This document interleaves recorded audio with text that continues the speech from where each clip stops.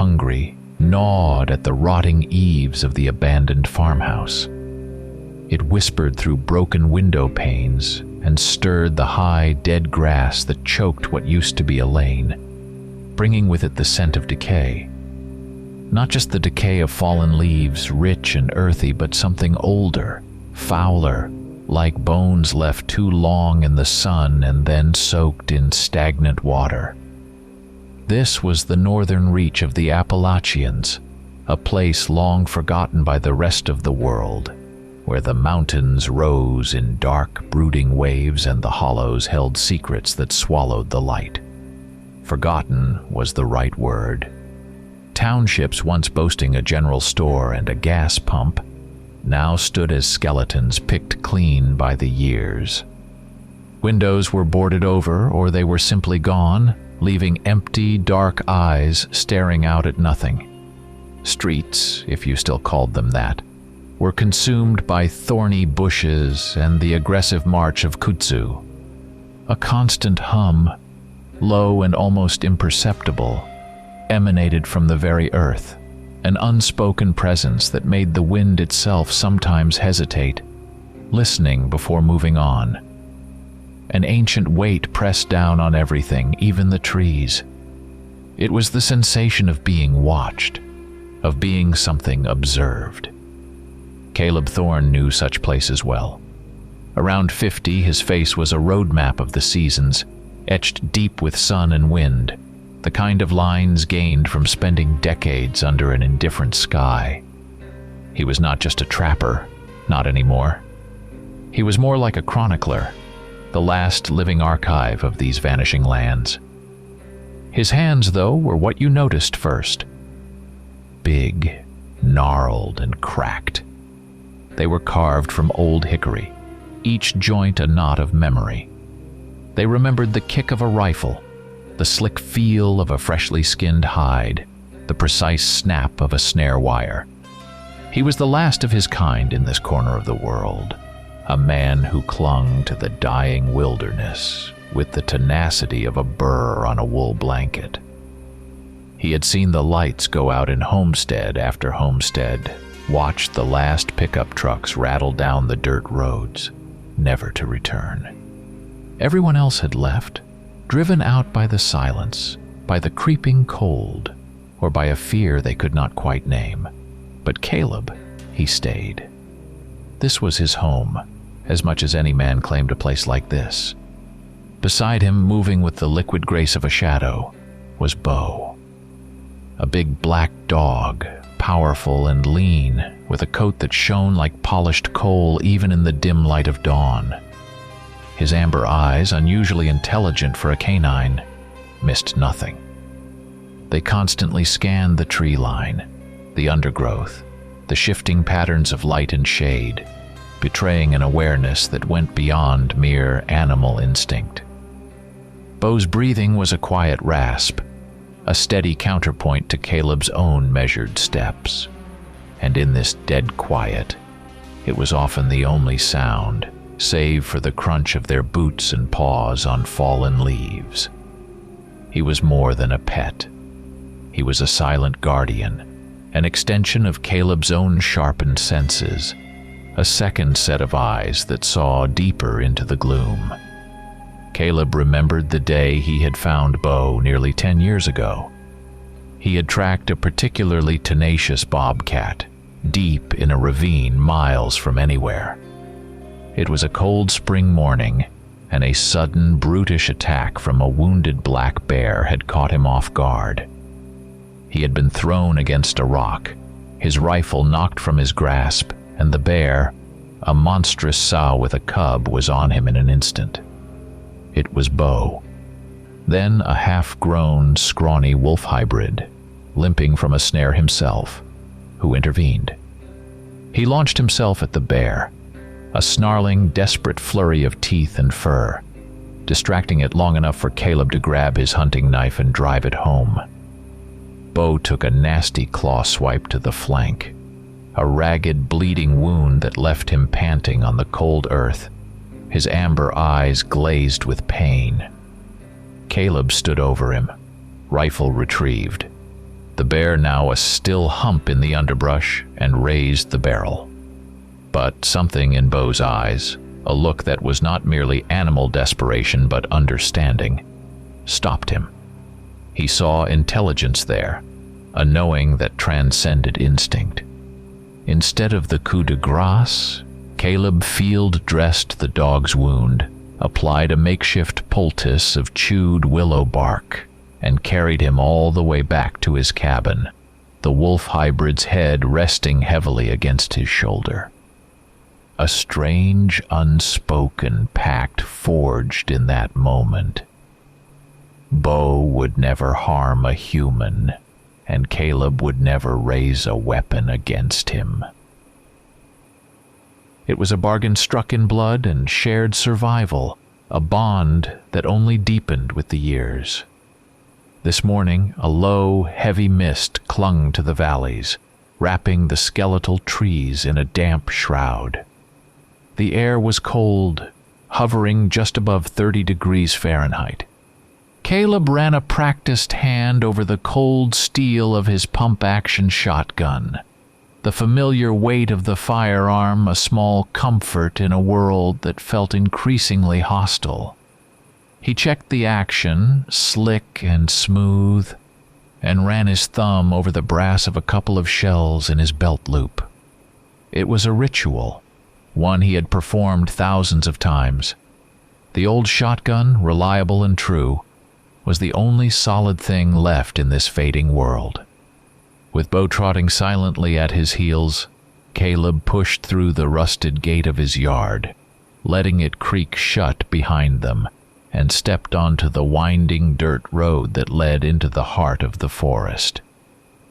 The morning patrol, as he called it, had begun. The forest swallowed them whole, and it was silent. Not the usual quiet of the woods, where a sharp ear picked out the chirps of a late-season robin, the rustle of a squirrel in the leaves, or the distant caw of a crow. No, this was a deeper silence, a deadening void that pressed in on them.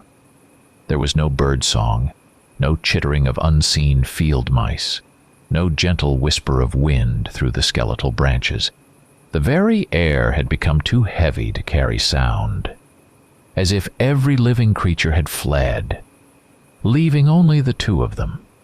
Each time Caleb's heavy boot crunched a dry twig underfoot, the sound exploded in the oppressive stillness, unnaturally loud, amplified by the absence of all else. Beau's quiet panting was deafening, a rhythmic puffing that filled the terrifying vacuum.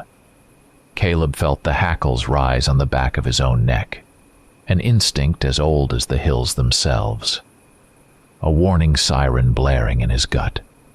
The silence was wrong. It was a presence in itself, a weight that settled on his shoulders, colder than the morning mist. For the past few months, the signs were subtle at first, then increasingly stark. Caleb began to find tracks that were not quite right. Deep, unnatural claw marks scored the bark of ancient oaks. Long, parallel furrows that looked like something gigantic had tried to rip the trees open, as if to expose their very marrow. They were too wide for a bear, too deep for a mountain lion, and far too precise for anything he had ever seen. He traced one set for nearly a quarter mile, marveling at the sheer power it took to gouge such marks into hardwood. Then came the overturned stones. Not just a few, but whole sections of ancient rock piles, the kind left by long-gone settlers, looked as if they had been pried apart by some immense unseen lever. Boulders the size of washing machines were uprooted, flung aside as if something had tested the earth's resistance, measuring its weakness. They were like a signature, left by a brute force that defied explanation, a casual display of power that sent a cold shiver down Caleb's spine. The forest, once a comfort, had become a canvas for something deeply, profoundly wrong. The signs whispered of an invasion, of something monstrous stirring in the quiet depths, and the silence was its calling card. Caleb tightened his grip on the shotgun, the metal cold and comforting in his cracked hands. He felt a prickle of unease, a premonition that the quiet was about to break, and whatever broke it would not be good.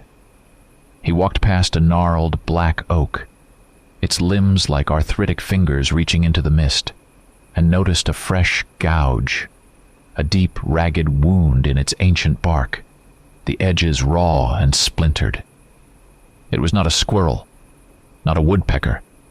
It was too low, too wide, too violent. He pressed his hand against it, feeling the damp, rough texture. The cut went deep, deeper than anything a bear or even a full-grown buck could manage. It was deliberate. He pulled his hand back, a vague unease settling in his gut. Bo suddenly stopped, his nose twitching in the air, a low, imperceptible rumble starting deep in his chest. His ears, usually alert but relaxed, twitched nervously, rotating like radar dishes, trying to pinpoint something in the heavy, moist air. Caleb stopped too, his senses instantly sharpened. He had learned to trust Bo's instincts more than his own maps. If the dog was uneasy, there was a reason. They moved off the main deer trail, pushing through a stand of skeletal birch trees, their white bark peeling like ancient parchment. The ground grew softer here, the soil damp and black. It was near a small, winding creek, a place where deer often came to drink, leaving delicate cloven hoofprints in the mud. But what Caleb saw was not deer tracks. On a patch of moss, slick with morning dew, were dark, glistening stains. He knelt, his knees cracking. It was blood. But not like any animal blood he had ever seen. It was thick, almost tar-like, a viscous, opaque black that absorbed the weak light, making it seem even darker. There was no smell of iron, no coppery tang, nothing like the metallic scent of freshly spilled deer blood. It was oily, sticky, and unsettlingly it had not dried, not even in the chill air. It looked fresh, as if it had just seeped from some unholy wound minutes before. He touched it, tentatively, and it clung to his fingers, leaving a greasy, unsettling film. It did not smell of anything organic. Instead, there was a faint, imperceptible chemical scent, like old motor oil mixed with something acrid, faintly sulfuric. Bo's low growl deepened, vibrating in his chest, his amber eyes scanning the empty spaces between the trees. He was not growling at anything specific, not a squirrel, not a coyote. He was growling at the air itself, at the emptiness, at an invisible threat that only his keener senses perceived. He challenged the very fabric of the forest, the unseen things that lurked within its silent depths. They pressed on, drawn by an instinct Caleb could not ignore. The land here was dotted with the remains of old homesteads, places abandoned for half a century or more, swallowed by the inexorable tide of the wilderness. They approached one now, a 2-story farmhouse, its clapboards gray and rotting, its roof collapsed inward like a broken spine. A single chimney stood like a petrified sentinel, reaching for the low clouds. The barn, 100 yards back, leaned precariously, its wooden skeleton groaning in the wind, its huge double doors hanging open, swaying on rusted hinges. It had been empty for as long as Caleb could remember, a place only animals and the weather paid any mind. But as they drew closer, an oppressive weight settled over Caleb, a sense that the place, though abandoned, was far from empty. It was occupied. A cold dread seeped into his bones, a primal warning that whispered, "Turn back. Now." Bo whined, a low, mournful sound, and pressed against Caleb's leg. His hackles were fully raised now, his body tense, a low, unbroken growl rumbling in his throat. He resisted for a moment, pulling back on the leash Caleb had long since stopped using, communicating Caleb should go no further. But Caleb, his jaw tight, his shotgun held ready, kept moving. He had to see. The barn swallowed the light. A cavern of shadows and dust motes danced in the faint beams that pierced the broken roof. The air inside was heavy, stale, thick with the smell of old hay and something else, something cloying and sweet, like overripe fruit mixed with rust. Caleb raised his shotgun, its barrel slicing through the dust. Bo, still growling, stayed close, his body radiating a palpable fear. Then Caleb saw it. In the center of the dirt floor, beneath a gaping hole in the roof that let in a single, anemic shaft of light, lay the corpse of an enormous bull moose. It was a beast that weighed 1,000 pounds, a magnificent specimen with a rack of antlers like gnarled branches. But it was no longer magnificent. It was a ruin. The body was ripped to shreds, torn apart with savage, incredible violence that made Caleb's stomach churn. Bones protruded at unnatural angles, splintered and snapped clean through. Internal organs, some still glistening with a sickening wetness, were strewn across the dirt floor, a nightmare tableau of raw viscera. But what truly chilled Caleb to the bone was the absence of what should have been there.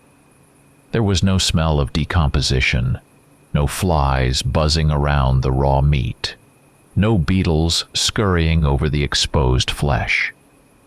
The scene looked as if the death had occurred instantaneously, as if the animal had been alive one moment and shredded the next, too quickly for the natural world to begin its work of reclaiming the body.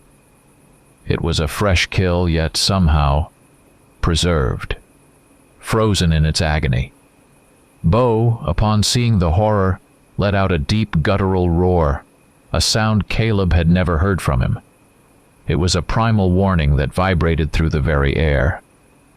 His hackle stood straight up, a bristly ridge running down his spine, and his amber eyes narrowed to slits, glowing with a fierce, terrified light.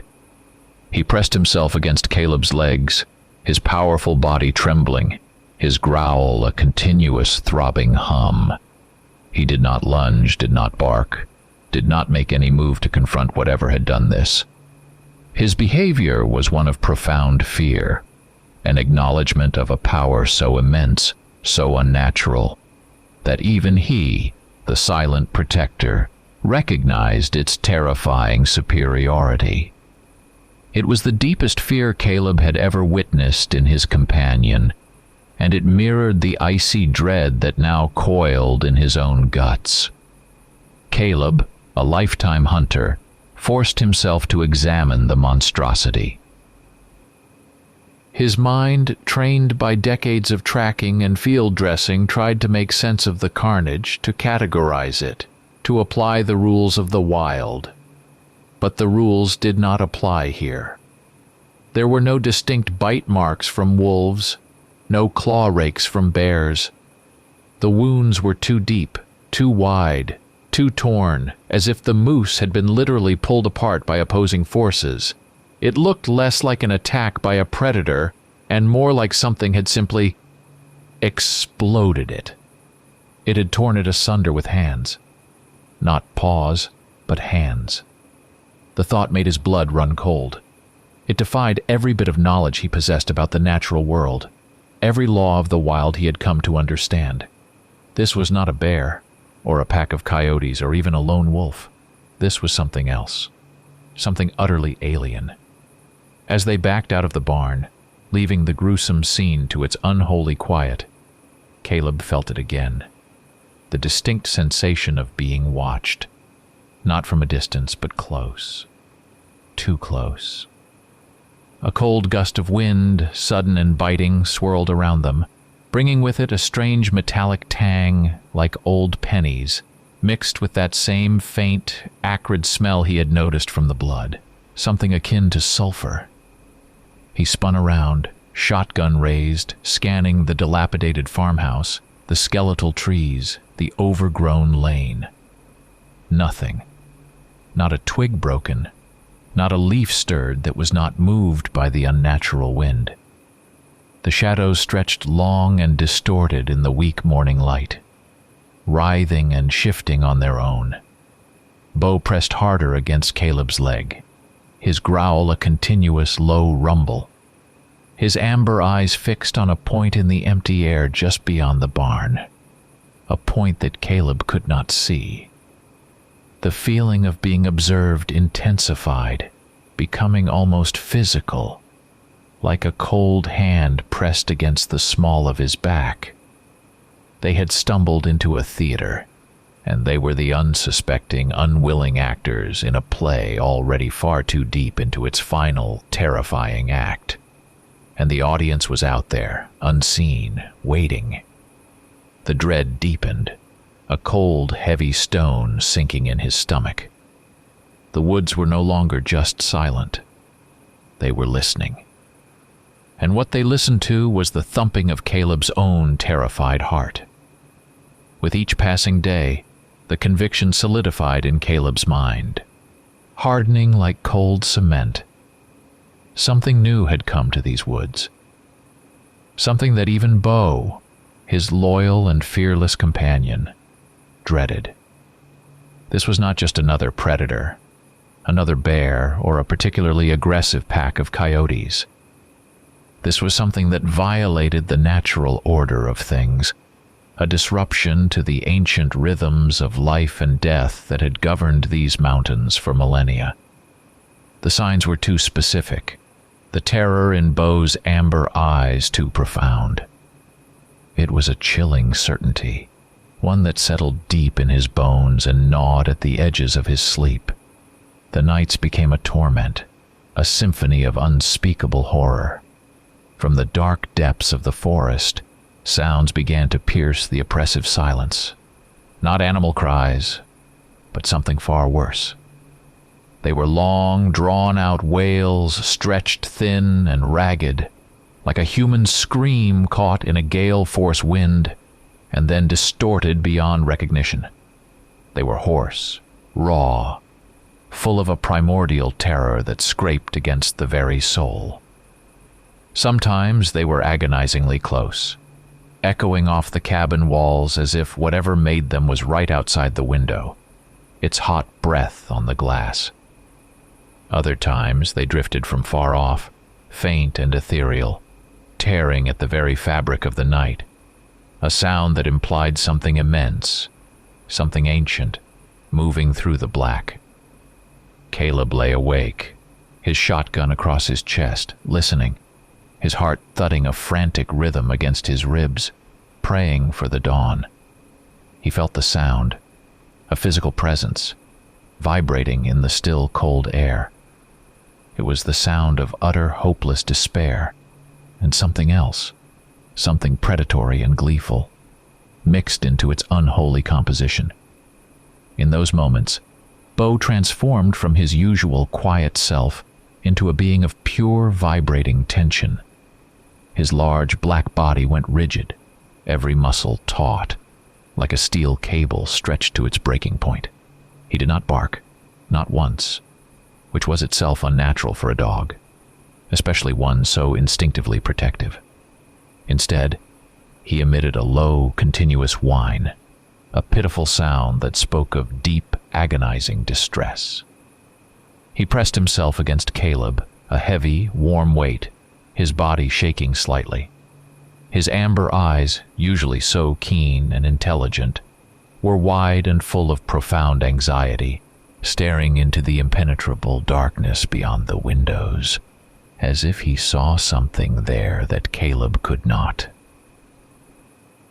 It was a look of pure, unadulterated fear, a silent confession that whatever was out there, whatever made those unspeakable cries, was an enemy against which even his formidable strength and courage would be useless. He recognized it, knew its nature, and that knowledge filled him with almost unbearable dread. It was the most unsettling thing Caleb had ever witnessed from the dog, confirming his darkest fears. On the third night, after another barrage of those blood-curdling screams, the moon, a pale, anemic disk, finally broke through the heavy cloud cover, casting the forest in an eerie, spectral light. Caleb, staring out his fortified kitchen window, a habit he had developed over the last few nights, saw it. At the very edge of the tree line, no more than 50 yards from his cabin, a silhouette. It was immense, hulking, and oddly hunched, its contours indistinct, shimmering. It stood utterly still, staring directly at the cabin, at Caleb. He could not make out details, but its sheer size, the unnatural bend of its form, sent a wave of nausea through him. It was a shape that simply did not exist, a perversion of nature, a thing of nightmare made real. It stayed there for a long moment, unmoving, studying him, savoring the fear it undoubtedly sensed radiating from the cabin. Then slowly, with a fluidity that belied its immense bulk, it simply melted back into the shadows, gone as if it had never been there, leaving behind only the echoing silence and the image burned into Caleb's horrified mind. Caleb's hand instinctively shot out, grabbing the smooth, cold stock of the shotgun. His finger brushed the trigger guard. But then a sickening wave of realization washed over him. It was pointless. This was not a bear he scared off with a warning shot or a rogue wolf he put down with a well-aimed slug. This was something else entirely. Something beyond the reach of lead and steel.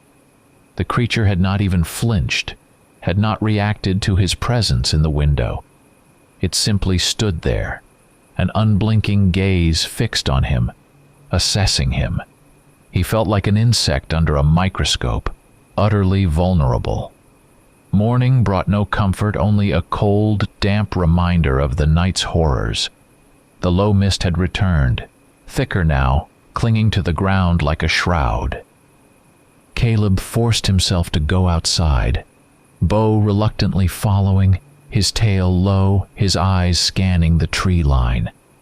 He walked to the spot where he had seen the creature. There were no clear tracks, no massive footprints pressed into the soft earth, just a slight disturbance, a faint flattening of the dead leaves and high grass, as if something incredibly heavy had briefly rested there.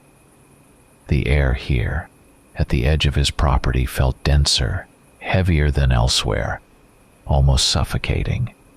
The trees themselves leaned inward, their branches drooping, holding their breath, bearing witness to something unspeakable that had transpired in the dark. It was the quietest place on his property now, and the silence here was not peaceful but terrifying, the silence of a tomb. The encounter drove Caleb deeper into a quiet, simmering paranoia. He began to reinforce his cabin, boarding over windows with thick planks salvaged from old sheds, checking and rechecking the locks on his doors. Even though he knew deep down that it was utterly useless against what he had seen. It was a futile gesture, a desperate attempt to regain some semblance of control in a world that rapidly spiraled into incomprehensible horror. The wood, the locks, the reinforced doors, they were a fragile illusion of safety against something that melted into shadows. Still, he hammered and nailed, the rhythmic thudding a small comfort against the vast, encroaching terror.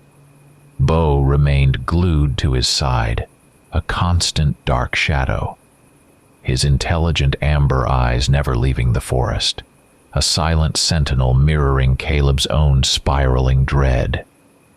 The line between predator and prey had blurred entirely, and Caleb felt an icy certainty that he was no longer the hunter.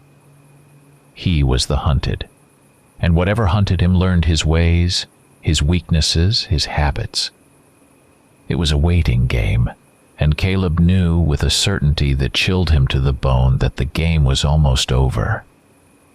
Caleb knew the woods, every hollow, every ridge, every hidden spring and forgotten deer trail. He had spent decades traversing them, reading the land like an open book. Now his daily rounds were not about hunting for deer or bear. They were patrols, grim and methodical, a desperate search for confirmation of his worst fears, for any fresh sign that the invasion continued, accelerating. He moved with a new kind of stealth, his senses hyper-alert, his shotgun held at the ready, its cold metal a familiar weight in his hands. Bo, of course, was always with him, a silent, watchful shadow, his nose constantly working the air, his ears twitching at the slightest sound. It was in one of the damp, low-lying hollows where the earth was perpetually soft and boggy that Caleb found the newest, most horrifying signs. These were not just tracks. In the thick, dark mud, they appeared as if something had passed by, and the very ground melted beneath its weight. The edges of the prints were dark, almost black and brittle, as if they had been seared by immense transient heat. They were huge, easily twice the size of a man's largest boot, and deeply indented, revealing a three-toed pattern that was monstrously unnatural. From them rose a faint, acrid smell, familiar now from the black blood back at the barn, ozone mixed with the bitter tang of sulfur. It was the smell of lightning, of something chemically violent and utterly alien. And then just a few yards from these burned prints, lying in a tangled heap of dead leaves, were the remnants. Not bones, not animal droppings, but rags, obvious scraps of old, torn clothing. A patch of faded denim, a swatch of plaid flannel, the tattered sleeve of a work jacket. They were not simply ripped. They were shredded, torn with an impossible, almost explosive force, as if the person wearing them had been caught in a sudden, violent eruption of power. And like the tracks, the fabric edges were singed, blackened, and brittle, as if they had come into contact with something scalding hot. A prickle of cold sweat ran down Caleb's spine. The pieces clicked together, forming a horrifying, unspeakable image in Caleb's mind. The night cries, those elongated, tortured wails that sounded chillingly human, yet so distorted. The moose in the barn, torn apart with a violence that defied nature. The black, viscous blood. And now this. Someone or something shed its human body like an old, worn-out skin. Not a metaphor, but a literal, horrifying process. The garments were not discarded. They were abandoned in agony, ripped apart as the wearer transformed, no longer needing them, no longer fitting them. The horror of this realization burrowed deep into his mind, chilling him to the bone, a certainty so grotesque it made his gorge rise. The creatures were not just predators, they were shapeshifters, things that wore human form as a disguise, a mockery. And they were here, among the forgotten hills. Bo, normally so reserved, reacted with an almost violent intensity. He approached the charred tracks cautiously, his nose twitching, emitting a low, continuous growl, a rumble that vibrated through the ground.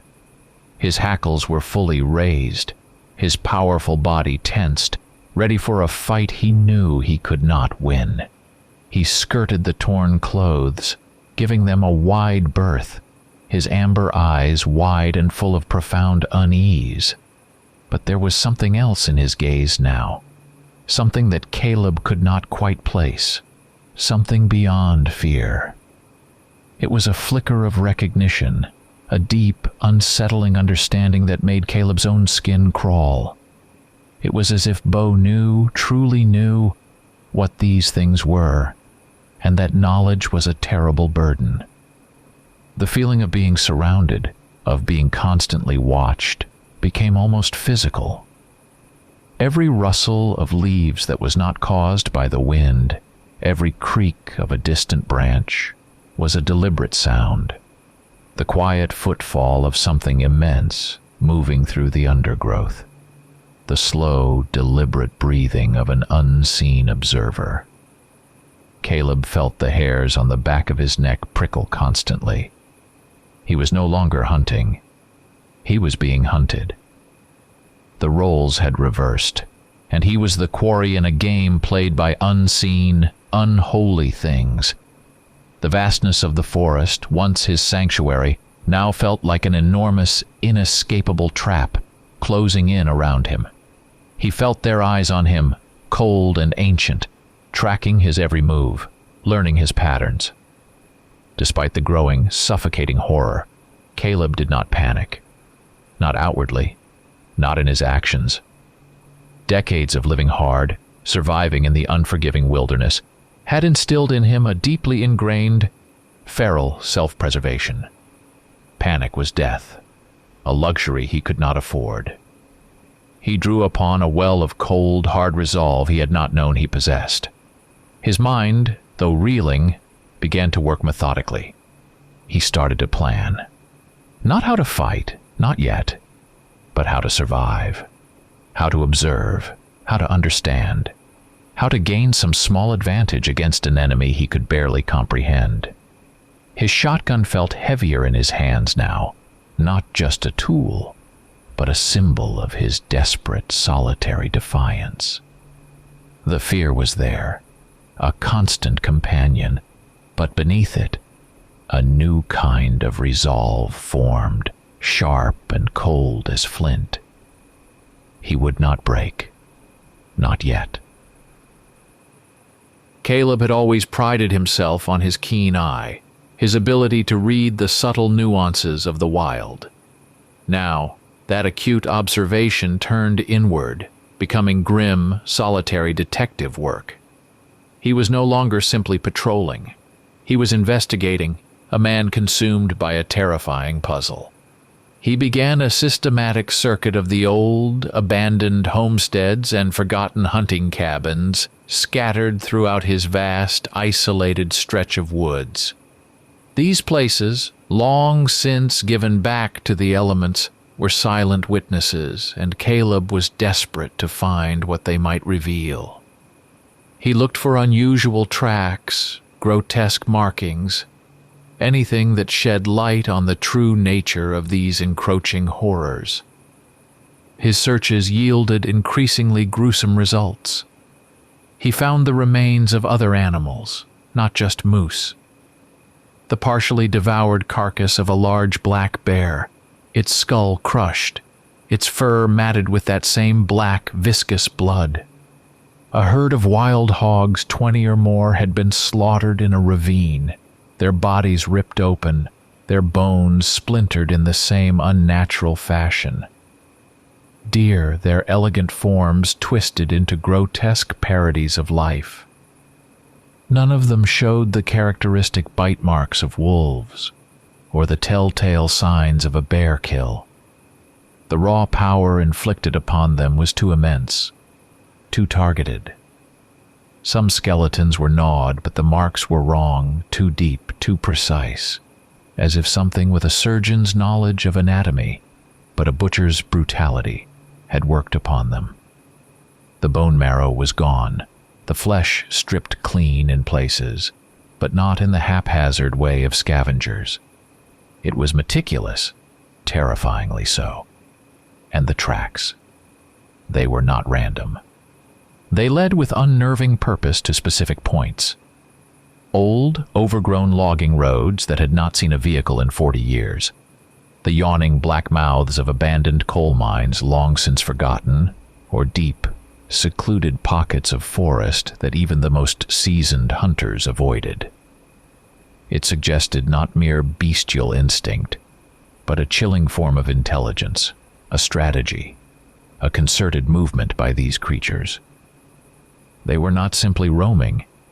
They were establishing territories, finding secure havens, moving with dark, predatory cunning. They staked a claim. Bo, his silent companion, became an increasingly accurate barometer of their proximity to these active sites. His restlessness grew with each step closer to a place where they had been. His low growls deepened, his ears swiveled wildly, picking up frequencies Caleb could not hear. And then, most unsettling of all, his intelligent amber eyes often fixed on Caleb, a deep, knowing stare that held an unspoken message. It was as if he desperately wanted to communicate, to warn him, to share the awful truth that only he, with his heightened senses, truly comprehended. Caleb found himself talking to Bo more often now, whispering his fears, his observations. Though he knew the dog could not answer in words, he traced the outline of Bo's powerful head, feeling the warmth of his fur, finding a strange comfort in the dog's shared anxiety, a confirmation that he was not imagining things. Caleb's mind, always practical, turned to solutions, however desperate. He returned to his cabin, and in the dim light of his workshop, surrounded by the familiar scents of gun oil and cured leather, he began to experiment with different types of ammunition. He loaded his shotgun with buckshot, with slugs, even with shells he had packed himself, using various types of shot.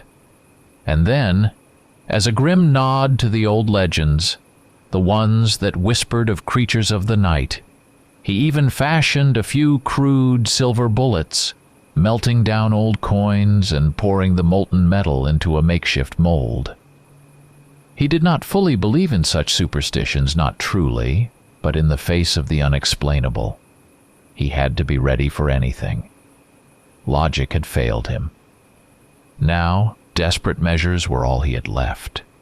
The thought of shooting a silver bullet into one of those things, of watching it recoil, was a strange, grim comfort. He also began to set traps, but not the kind he used for small game. These were signal devices, tripwires made of strong fishing lines strung across narrow game trails, attached to empty cans or old cowbells. He wanted to understand their routes, their patterns of movement. He placed pressure plates that triggered a small, noisy clatter, just enough to tell him that something immense had passed. It was a cold, calculating game, an attempt to map the unseen enemy, to predict their next move. He was no longer just an observer. He actively engaged, probed, trying to learn the rules of this terrifying new game. The boundary between reality and nightmare frayed. Caleb himself, haggard and gaunt from lack of sleep, his eyes bloodshot and constantly scanning, started to resemble the very shadows that moved in the forest. He became more vigilant, more silent, utterly consumed by his grim mission. His movements became more economical, his senses more acute. He ate little, slept less, his mind constantly turning over the horrifying evidence he accumulated. He walked the knife edge between understanding and utter madness, clinging to the cold, hard facts as his only anchor. The world he knew was gone, replaced by something ancient and terrible. And he, Caleb Thorne, the last sentinel, was trapped within its unfolding horror, the sole witness to a harvest not meant for man. His only companion was the silence, and the unspoken dread that clung to every breath. The air around Caleb's isolated cabin grew heavy, thick with an unseen presence, like the humid, oppressive stillness before a summer storm. Bo, usually so stoic, became a constant tremor of unease. His low, guttural growls, directed always towards the impenetrable wall of the forest, grew more frequent, more insistent. At night he slept fitfully, his powerful body twitching, his legs paddling in phantom chases, punctuated by sharp, distressed whimpers. Caleb reached out, his hand finding the warm, bristly fur, trying to offer a comfort he himself could not feel. He knew with a terrifying certainty that chilled him to the bone that something unavoidable bore down on them, something inevitable and monstrous. In the late afternoons, when the light began to fade and the shadows stretched long and distorted, Caleb noticed it. Quick, fleeting movements on the very periphery of his vision. Shadows detached themselves from the trees, sliding with impossible speed between the gnarled trunks. Flickering silhouettes, indistinct and wavering, disappeared the moment he tried to fix his gaze directly on them. It was smoke, impossible to grasp. He knew they were there, studying him, watching his every move, learning his habits. The cabin, once his sanctuary, now felt like a fishbowl, and he was the sole trapped occupant, observed by unseen eyes. The psychological pressure was immense, a constant grinding torment. The feeling of being under perpetual surveillance eroded his resolve, chipping away at his sanity. He slept in short, fitful snatches, often dozing off in his worn armchair, the shotgun always within arm's reach, its cold steel a grim comfort. Every creak of the old house, every rustle of leaves outside, every moan of the wind sent a jolt of adrenaline through him, making him snap awake, his heart hammering against his ribs. It was not just fear anymore. It was an exhausting, relentless psychological torture, a slow, methodical flaying of his nerves. He felt a desperate need to scream, to lash out, but knew such an indulgence would only hasten his end. Then came the morning that truly shattered any illusion of safety. Stepping onto his porch, coffee mug clutched tight in his trembling hand, Caleb saw them. Fresh, enormous, and chillingly distinct. Charred tracks, 3 massive toes ending in deep, sharp claw marks, deeply impressed into the packed earth of his small front yard, just a few feet from his steps. They were far larger than anything he had found in the forest, and from them rose that faint, acrid smell of ozone and sulfur, stronger now, almost sickeningly sweet. They had come very, very close. Close enough to touch the house. Close enough to touch him. Bo, who had been following Caleb's gaze, let out a furious, guttural bark, a sound of pure rage and defiance that Caleb had not heard from him in days. His usually sleek black fur bristled along his entire spine, and he strained against Caleb's grip, trying to lunge into the forest, towards the source of the tracks. His amber eyes blazed with a fierce, protective fire. This was different. This was not the trembling fear Bo had shown at the moose carcass. This was direct aggression, a primal fury aimed at the violated perimeter of their home. Caleb had to hold him back with all his strength, the dog's powerful body quivering with barely restrained violence. It was the first time Bo had shown such a direct, unmitigated urge to attack, and it confirmed Caleb's deepest fear. The hunt was almost over. They were no longer just being watched. They were being cornered. Caleb knew, with the cold certainty of a man facing his own execution, that an attack was inevitable. The strange quiet, the heightened observation, the tracks at his very doorstep. It all pointed to one terrifying conclusion. He moved with a grim, focused intensity, driven by a desperate will to survive.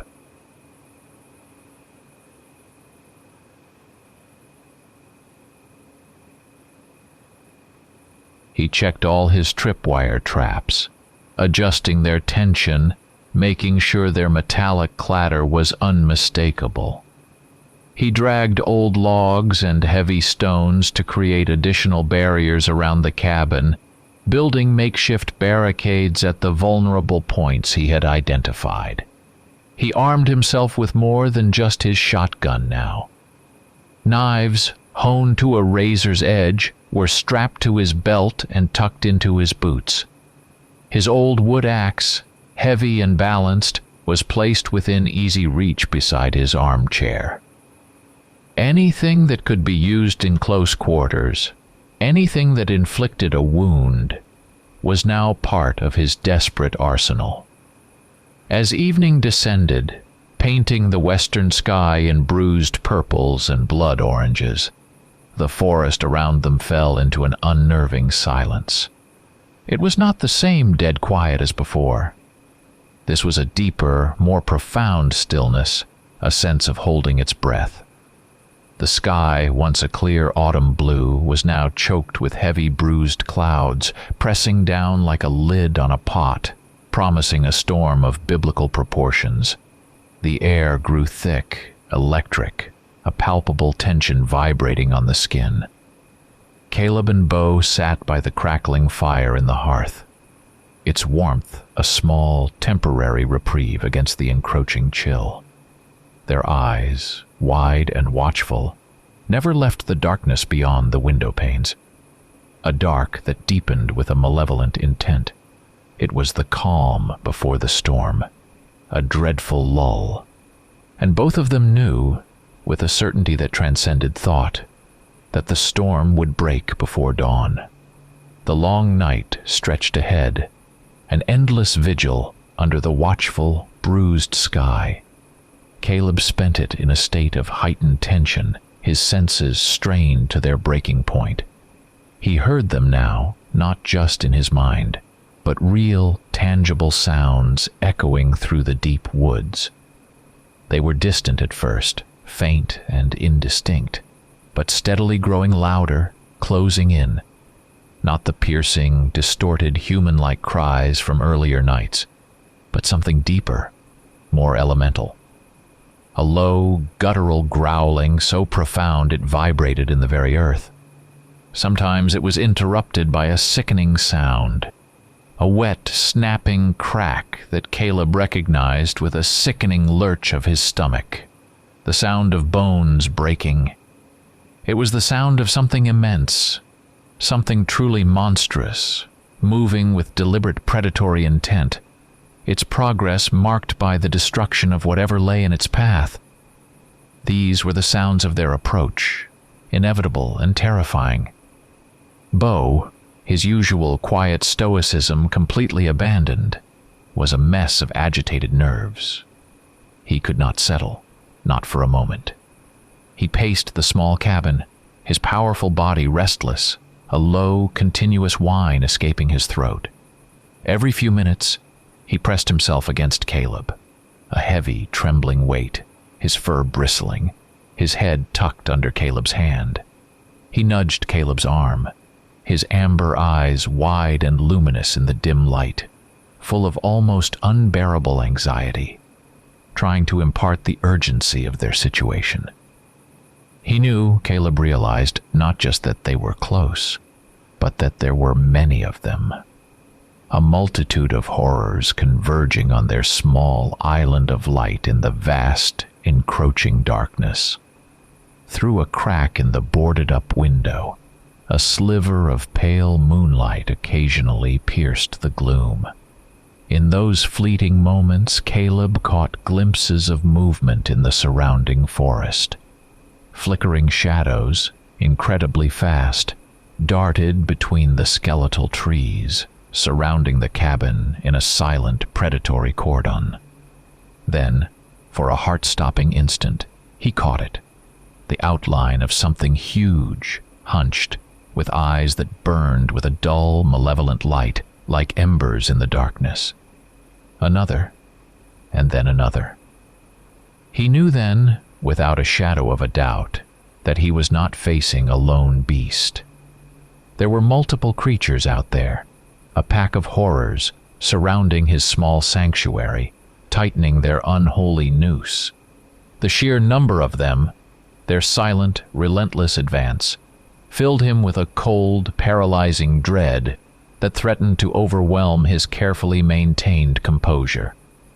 Caleb's mind, however, raced, assessing, planning. He knew the cabin would not hold. The flimsy walls, the boards, the barricades, they were no match for the brute force that had shredded a bull moose or ripped up solid rock. Waiting for them inside was suicide, a slow, agonizing death by attrition. His only chance, his one slender thread of hope, lay in his knowledge of the land, his understanding of the terrain he had called home for decades. He knew every dip, every rise, every hidden hollow.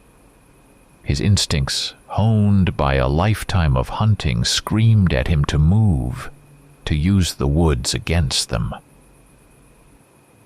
He chose a strategic point, a small, rocky outcropping about a quarter-mile back into the deeper woods, slightly elevated, offering a clear, sweeping view of the approaches to the cabin and beyond. It was defensible, relatively speaking, and it offered a chance to see them coming, to pick his ground. With grim resolve, he began his final preparations. He checked the shotgun again, ejecting and reloading each shell.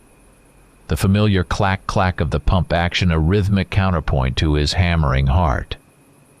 He pulled out the extra ammunition, the buckshot, the slugs, even the few silver-tipped shells he had loaded, and slung a heavy canvas belt with extra loops across his shoulder. He checked the hunting knife strapped to his thigh, the smaller one tucked into his boot, the axe at his belt. His hands, usually trembling with the cold and the fear, were now steady, preternaturally so. He felt a shift within him, a return to the primal state of the predator, the hunter he had been for so long. The fear was still there, a cold knot in his stomach, but it was overlaid now with a chilling clarity, a single-minded focus on survival. Under the deep, suffocating cloak of night, Caleb and Bo moved like phantoms. Using their intimate knowledge of the forest, they moved silently, avoiding open spaces, hugging the deepest shadows, using every natural rise and dip in the terrain as cover. Bo, though still agitated, followed Caleb's lead, his steps light, his black form melting into the darkness, a true shadow. They moved not towards safety, but towards a confrontation, towards the inevitable. Caleb felt a strange sense of resignation, almost peace, in the face of what was to come. As they moved, a chilling thought, cold and sharp as a razor, pricked at Caleb's mind. Why were the creatures delaying? Why the cat-and-mouse game, the slow encirclement, the psychological torment? Was this whole maneuver, his escape from the cabin, his move to higher ground, part of their plan? He walked directly into a trap, a meticulously laid snare by an enemy that not only possessed monstrous strength, but also a dark, cruel intelligence. They savored the hunt, savoring the terror, before they struck the decisive, killing blow. The thought added a new, agonizing layer of tension to the already unbearable dread. He was not just a trapped animal. He was a toy in a monstrous game, and the rules shifted with every agonizing breath. They reached the outcropping, a small plateau of weathered rock and scraggly pines, its elevation offering a panoramic, though shadowed, view of the valley below. The air here was thin, sharp, and the pervasive scent of pine needles was almost a balm after the foulness of the lower woods. Caleb settled in, his back against a solid granite boulder, the shotgun resting across his knees. Bo, his restlessness momentarily quelled by the focused purpose of their retreat, lay at his feet, his amber eyes fixed on the darkness below. The forest groaned around them, a living, breathing entity of unseen horror, and Caleb waited for the inevitable, waited for the true hunt to begin. The tension in the air was palpable, a taut wire stretched to the breaking point. Caleb and Bo had taken their defensive position on the rocky outcropping, the shotgun resting cold and heavy in Caleb's hands, his eyes scanning the impenetrable gloom below. Every rustle of leaves, every distant snap of a twig was amplified in the oppressive silence. Caleb's heart hammered a frantic rhythm against his ribs, a drumbeat of pure adrenaline.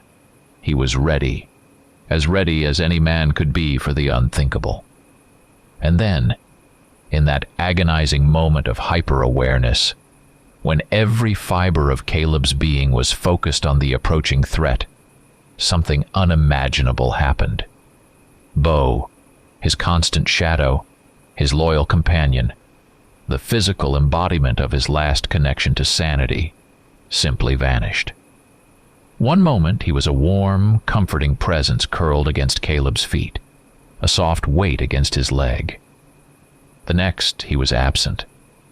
Caleb heard no sound, no yelp, no struggle, not even the softest brush of fur against leaves. Just a sudden, terrifying emptiness where his dog had been.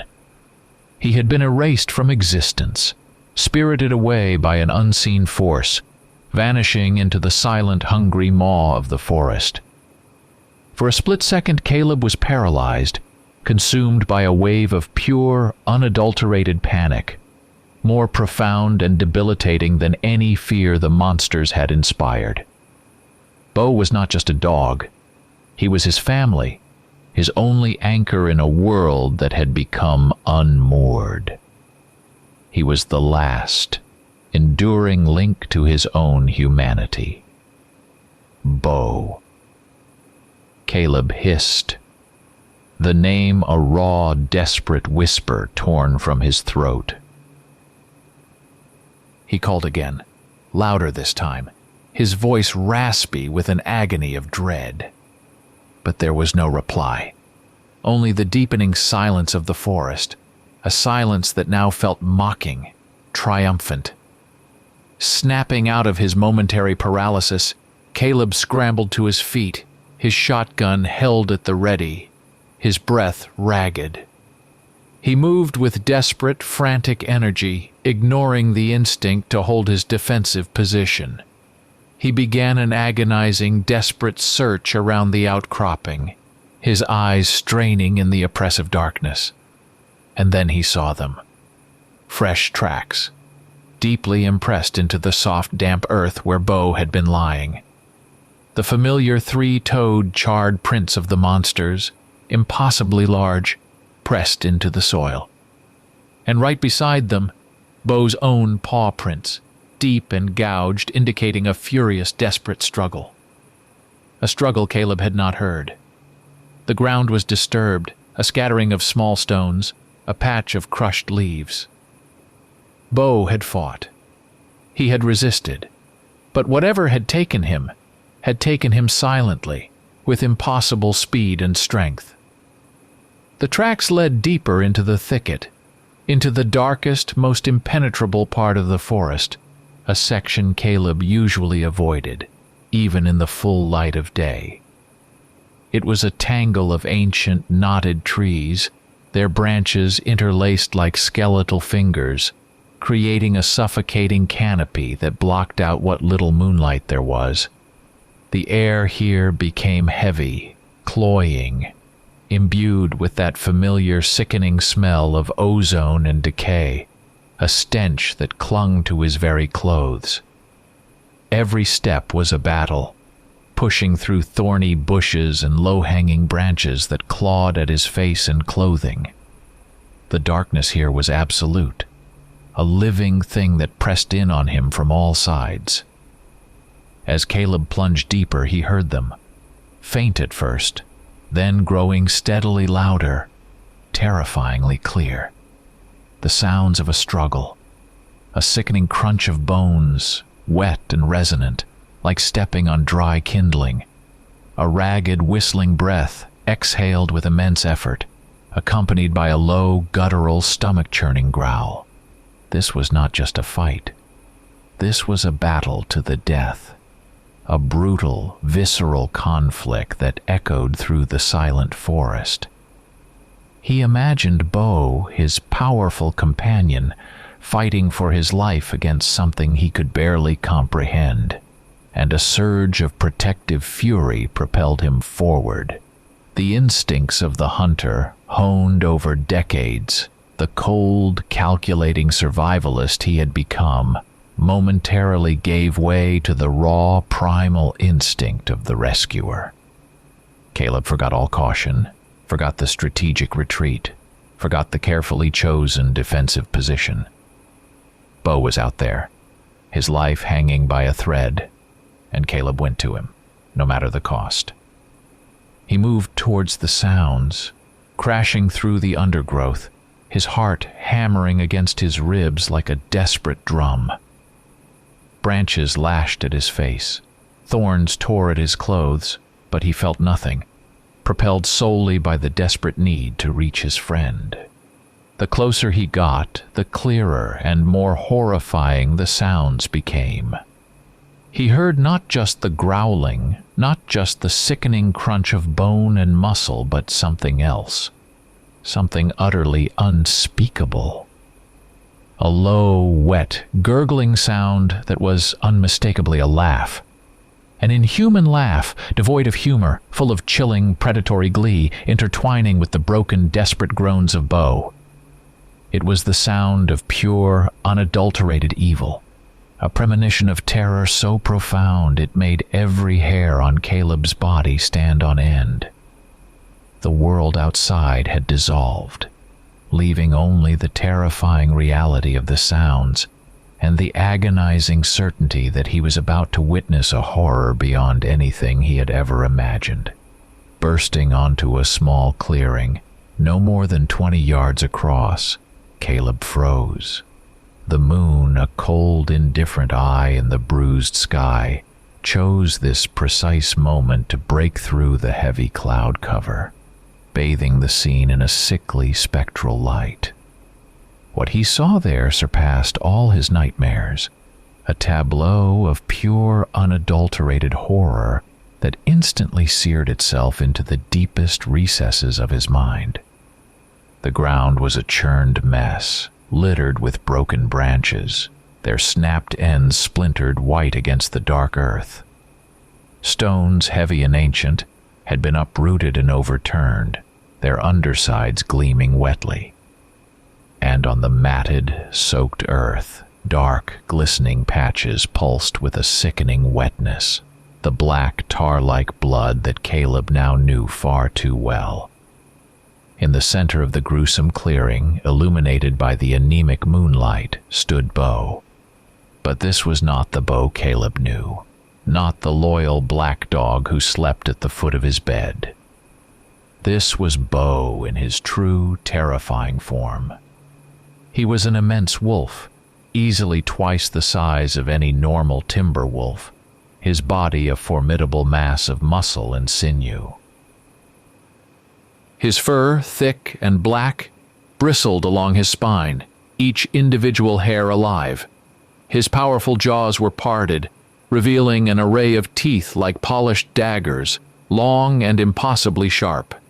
And his eyes, those familiar amber eyes, now blazed with a wild, feral fire, filled with ancient untamed fury that spoke of eons of survival and a desperate, agonizing pain. He was a beast of legend, brought to terrifying life before Caleb's disbelieving eyes. Before him, hunched over Bo's writhing, bleeding form, stood the thing that had caused the carnage. It was a monstrous parody of a human, a grotesque mockery of flesh and bone. Its limbs were unnaturally long and thin, like starved branches, terminating in hands that were not hands at all, but twisted black claws, sharp as obsidian. Its body, though bipedal, bent at odd angles, its spine an impossible curve. Its head was too large, its neck too short, and its mouth was a nightmare. It stretched impossibly wide, tearing the skin all the way to what should have been its ears, revealing rows upon rows of razor-sharp teeth, each one a gleaming pointed shard. But its eyes were the worst part. There were no pupils, no irises, just two empty, glowing pits of unnatural, sickly yellow light, like two corrupted embers burning in the abyss of its face. It was the embodiment of everything wrong, everything unholy. The creature, sensing Caleb's presence, slowly turned away from Bo, its head cocked at an unnatural angle. Its empty, glowing eyes fixed on Caleb, and it spoke. Its voice was a distorted, guttural sound, like the scraping of a massive stone across raw metal, a sound that tore at the very fabric of the air. Yet impossibly, Caleb understood every word.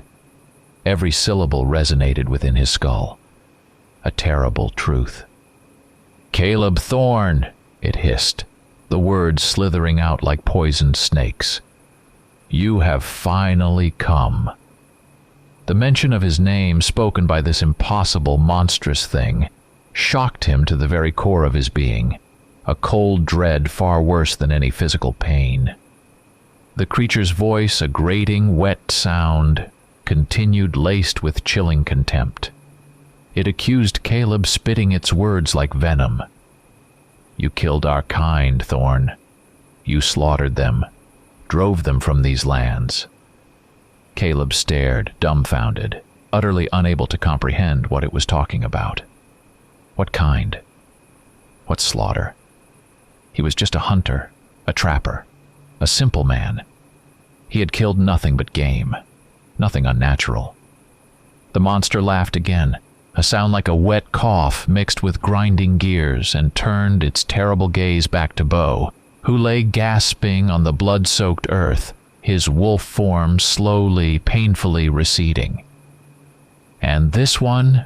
it sneered, kicking Bo lightly with a clawed foot. "This traitor. Your pact means nothing, old man." He broke his own, abandoning his true nature for a mere human. The creature's words, the mocking tone, the casual brutality towards his dying companion, ignited a cold, righteous fury in Caleb. All his fear, all the weeks of mounting dread, all the psychological torment crystallized into one singular burning desire: to kill this thing, to erase it from the face of the earth. He raised the pump-action shotgun, the familiar weight of the firearm a comforting anchor in the maelstrom of his rage. His hands, usually prone to the slightest tremor, were rock-steady, infused with terrible, focused calm. All thought, all hesitation, fled. There was only the monster and the desperate need to make it pay. Bo, despite his mortal wounds, despite the clear and agonizing pain, somehow mustered a last desperate surge of his ancient strength. With a choked, agonizing growl, he launched himself, a mangled, bleeding projectile, at the monster's impossibly long leg, sinking his teeth into its mottled flesh. It was a desperate, suicidal attack, a final, selfless act of loyalty. The creature shrieked, a sound of annoyance more than pain, momentarily diverted from Caleb. It was the only chance Caleb would get, the only chance he needed. The pump-action shotgun roared, a thunderous explosion that ripped through the unnatural silence of the forest. The blast of the buckshot slammed into the chest of the monstrous creature, a sickening wet thud that echoed in the small clearing. The monster reeled back, its elongated limbs flailing, a high-pitched shriek tearing from its distended maw. But it was not a cry of pain. It was a sound of pure, incandescent rage, mixed with chilling disappointment, as if it had expected more from this final confrontation. To Caleb's horror, the creature did not fall. It did not even stumble. The buckshot, designed to tear through flesh and bone, merely irritated it, like a fly buzzing around a colossal beast. Dark, viscous fluid, the same tar-like blood Caleb had found earlier, oozed from a dozen small holes in its chest, but the creature stood firm, its monstrous form rippling and shifting, its body deformed, twisting into an even more grotesque shape, its limbs elongating further, its hunched back curving into a fearsome arch. It was a transformation, not of healing, but of escalation, as if the monster prepared for a final, decisive, and utterly devastating strike. The sight sent a fresh wave of dread through Caleb, a terrifying realization of the impossible odds. Bo, his own body failing, his wolf form already starting to recede, still fought with unimaginable ferocity. Despite the gaping, bleeding wounds that covered his once magnificent body, despite the ragged, whistling breaths that tore from his throat, he clung to the monster's leg, his fangs buried deep in its mottled flesh. He worried at it, pulling, snarling, a desperate, valiant attempt to divert the monster's attention from Caleb. His courage, his unwavering loyalty in the face of such overwhelming power, struck Caleb with profound, aching sorrow, a sorrow that hardened into steely resolve. Using the precious moment Bo had bought him, Caleb racked the pump action, ejecting the spent shell and chambering a fresh slug with a practiced, desperate motion. He did not hesitate. This time he aimed for the head, for those empty, glowing pits that served as eyes. He squeezed the trigger. The shotgun exploded again, the recoil slamming back into Caleb's shoulder. The slug, a solid chunk of lead, hit its mark with a wet, sickening thwack. The monster's head snapped back with incredible force, a grotesque, jerking motion. From the point of impact, not blood, but a cloud of thick, black, acrid smoke erupted, coiling outwards like a malevolent spirit. The smoke had that same familiar, sickening smell of burnt ozone and sulfur, overpowering everything else, stinging Caleb's eyes and burning his nostrils. The creature let out a truly inhuman wail, a sound of pure, unadulterated agony and frustrated fury that echoed through the silent forest, carried on the wind like a death knell. Its impossibly long body blurred, its grotesque outline wavering as if it dissolved into the very air. In a matter of seconds, its monstrous form shimmered, became translucent, and then simply vanished into the encompassing darkness, leaving behind only the choking smell of sulfur and a glistening patch of thick, dark blood on the churned earth where it had stood. It was not dead, Caleb knew with chilling certainty, not truly. It simply vanished, retreating, but it would be back. Caleb dropped the shotgun, its weight suddenly unbearable, and scrambled towards Bo, his knees sinking into the soft, blood-soaked earth. His loyal companion lay on the ground, his massive wolf form slowly, imperceptibly receding, the familiar black fur of the dog he knew starting to return. Bo was breathing heavily, ragged, rattling gasps that tore at Caleb's heart. The wounds were too deep, too numerous. He bled from a dozen places, his body ravaged, his life force ebbing away. He was mortally wounded, sacrificed for Caleb's survival. The forest around them, which had been filled with the sounds of battle and the monster's wails, now plunged back into a profound, suffocating silence. But this silence was different. It was not the dead quiet of earlier. This was a silence heavy with foreboding, a sinister, knowing quiet that pressed down on Caleb, enclosing him in a suffocating shroud of dread. He cradled Beau's head in his hands, feeling the last desperate tremors of the powerful body, feeling the warmth of life seep away, leaving only the cold of the coming dawn. He was alone now, truly, utterly alone, and the silence was watching. Caleb knelt beside Beau, his hands cracked and trembling, gently pressing against the deep, ragged wounds on his companion's flank. The black tar-like blood pulsed faintly from the lacerations, a sickening counterpoint to Beau's labored, rattling breaths. Caleb whispered words of comfort, meaningless sounds really, his voice thick with a grief that threatened to consume him. He tried to staunch the flow, to somehow impossibly mend the ruin of his friend. And then, as Caleb desperately worked, an impossible thing happened. Beau, his great head resting in Caleb's lap, slowly, agonizingly, lifted his muzzle.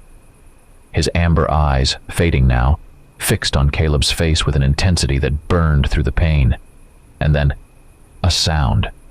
A raspy, guttural sound, not a whimper, not a growl, but words. Human words. His voice was hoarse and weak, like dry leaves scraping against stone, but it was unmistakably human speech. Caleb, Beau rasped, a shudder running through his powerful frame. "Forgive me." Caleb stared, dumbfounded, his mind reeling. The shock of Beau's voice, the sheer impossibility of it, stunned him into silence. He only listened. As the dying animal, his companion of 10 years, began to speak, revealing a truth that shattered Caleb's entire world. All these years. "I hid the truth," Beau wheezed, his breath coming in shallow, painful gasps. "I am not just a shapeshifter, Caleb. I was a man, the last of my kind." He explained haltingly the story of his people, an ancient tribe woven into the fabric of these very mountains. They were not mere savage beasts of instinct. They were something far older, far more complex. They were the guardians. "Our purpose," Beau continued, a flicker of ancient pride in his dying eyes, was to protect. Not from men, not from animals, but from them. He meant the monsters Caleb had just faced, the things that dissolved into smoke, the things that wore human skin. They are the true predators, the hunter of hunters. They pursued us across centuries. They are ancient, evil. They feed, not just on flesh, but on fear, on life force. Beau's voice faded now, but his words were clear, imbued with a terrible weight of history. His tribe, the shapeshifters, had been the shield, the quiet watchers, maintaining the delicate balance between the human world and the darkness that lurked just beyond the veil. They had been the ones who had kept these true monsters at bay. "Now, you are alone, Caleb," Beau whispered, his eyes clouded with pain. But not truly alone. He looked at Caleb, his gaze piercing, filled with profound sorrow and a chilling understanding. "Our pact, our bond, it runs deeper than you know.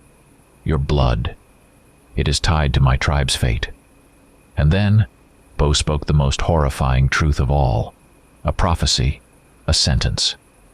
He struggled, a last desperate surge of will forcing the words out. "Soon, you will take the same form as me. You will not survive otherwise."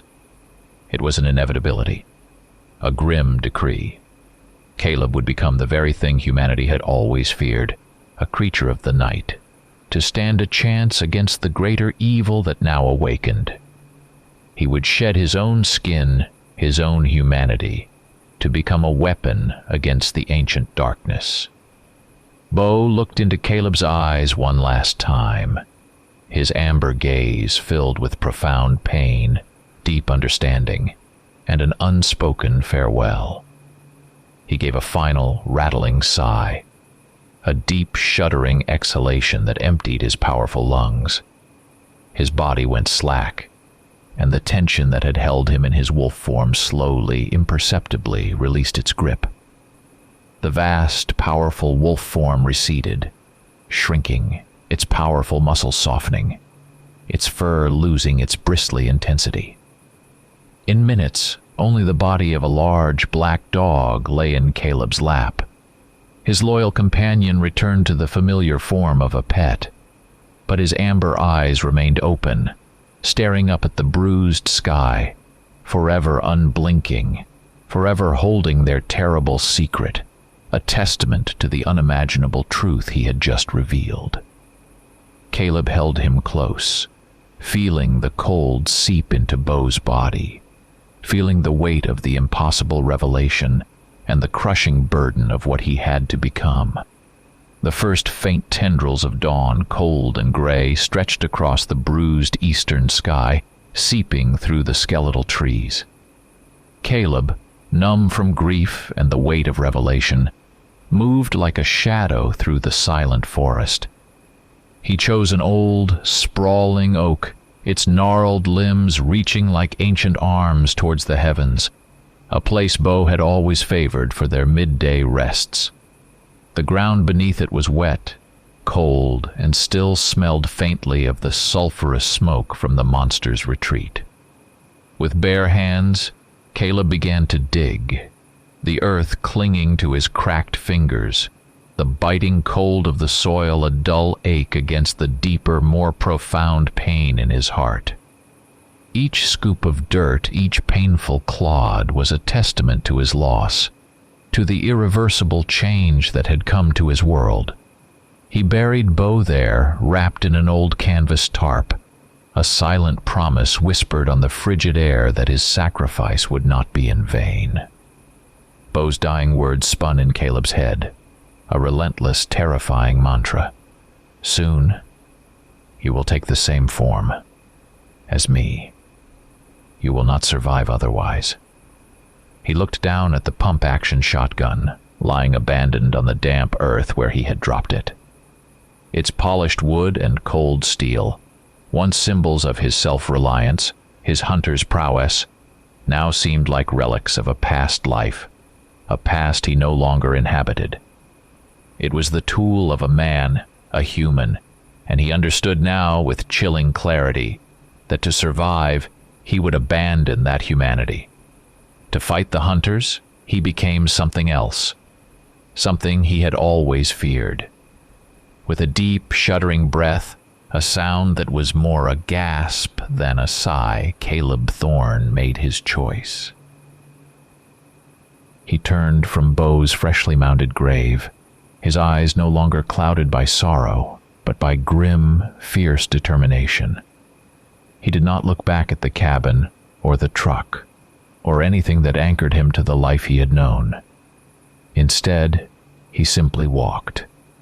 He turned his back on the rising sun, on the path that led to any semblance of civilization, and walked deeper into the ancient, untamed heart of the thicket, into the darkest, most secluded part of the forest, the direction opposite his home. As he walked, his silhouette began to change, slowly at first, then with agonizing, visceral speed. His hands, those gnarled, familiar hands, lengthened, his fingers thickening, twisting. A searing, unbearable pain shot through him as thick black claws, sharp and hard as flint, burst through the skin at the tips of his digits. His spine arched, bowing unnaturally, and his back muscles swelled, tearing the worn fabric of his plaid shirt with a sound like ripping canvas. Every fiber of his being screamed in agony, a transformation of unimaginable torment. But he uttered no sound. His gaze, fixed forward, was hard and resolute, staring into the abyss of his new existence. The light faded now, not the light of the sun, but the light of his former life, his former self. Caleb Thorne, the last sentinel, the last human hunter, disappeared into the ever-deepening shadows of the forest. His silhouette, once distinct and familiar, was now utterly distorted, taking on the powerful, predatory contours of a wolf. He was no longer a man. He was the last hunter, and the last werewolf he trusted was himself. From the dark depths of his transformed face, Beau's amber eyes, inherited now, burned with fierce, primal rage, a newly awakened ancient fury. He was ready.